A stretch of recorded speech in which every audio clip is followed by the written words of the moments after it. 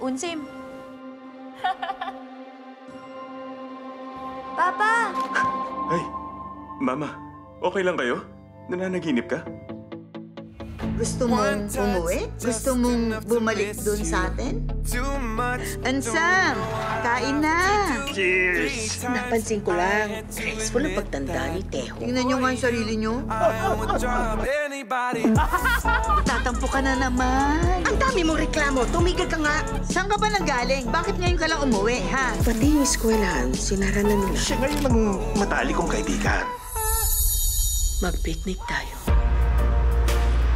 Kaya nga kung iisipin, para kang anghel, ikaw ang guardian angel na pinadala sa akin. Kapag ipinanganak ako uli, pipiliin pa rin kita. Kaya sana naman i-enjoy natin ang buhay hanggang sa mamatay tayo.